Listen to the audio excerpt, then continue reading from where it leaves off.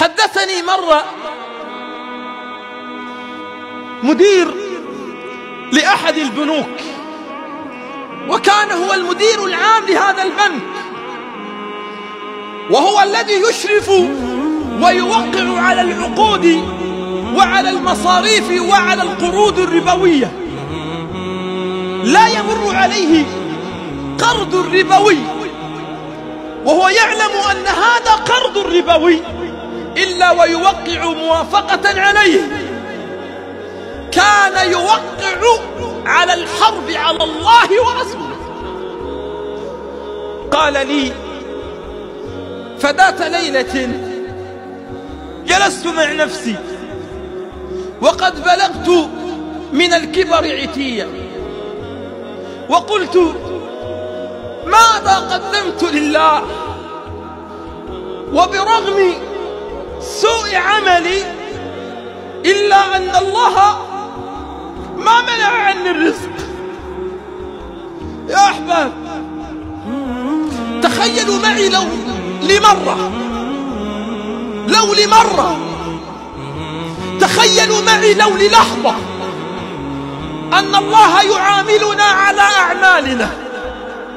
تخيلوا معي لو أن الله يعاملني على عملي ويعاملك على عملك.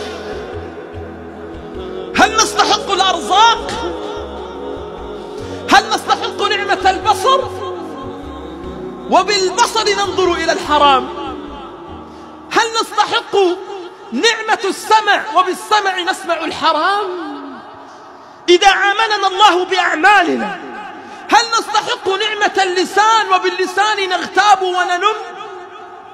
لو أن الله يعاملنا بأعمالنا هل نستحق نعمة القدمين وبالقدمين نسعى إلى الحرام؟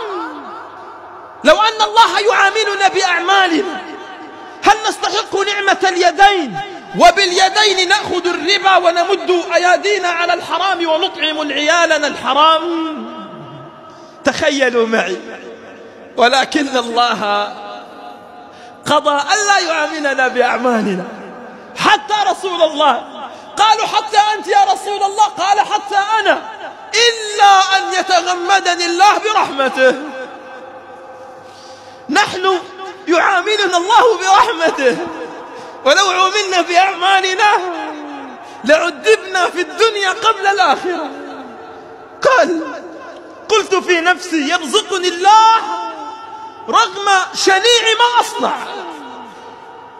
فعاهدت الله في ليلة ظلماء ألا أعود.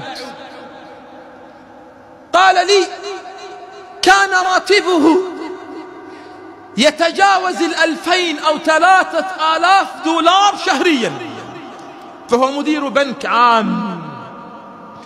قال فعاهدت نفسي في تلك الليلة في ظلام ليل وبكاء عين ورقة قلب وندم على ما مضى أن أذهب لأقدم استقالتي. فجاء الصباح ومعه ورقة استقالته فقدمها فقبلت. وكأن الله سبحانه وتعالى يهيئ لهذا الرجل أمرا من الطاعة ومن العبادة ومن الفرج. فسألته عدة أسئلة. قلت له يا رجل، أتترك إدارة بنك وأنت تتقاضى فيه هذا المبلغ؟ أين تعمل الآن؟ قال ولأني محاسب أعمل في مصرف صغير لا يتعامل بالربا، وإنما فيه تقاضي الأموال وتبديل العملة،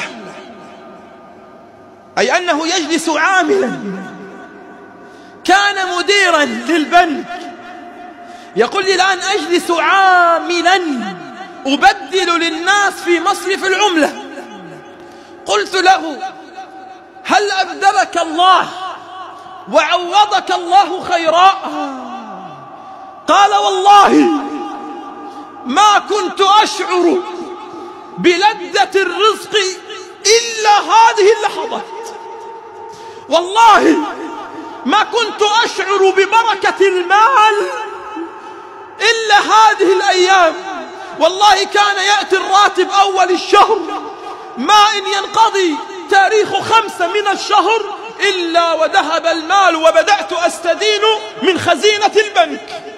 ووالله إنني أتقاضى راتبا الآن لا يتجاوز $500. ووالله أشعر بركة في مالي وأشعر ببركة في أولادي وفي ذريتي. بل إن الأعظم من ذلك أنني قابلته بعد سنوات فقال لي أبشر فقد حفظت كتاب الله كاملا وأصبح إماما لأحد المساجد في فلسطين. من ترك شيئا لله عوضه خيرا منه. بالله عليك أيقلق من كان له أب؟ الواحد لو كان له أب يقلق، فكيف بمن كان له رب؟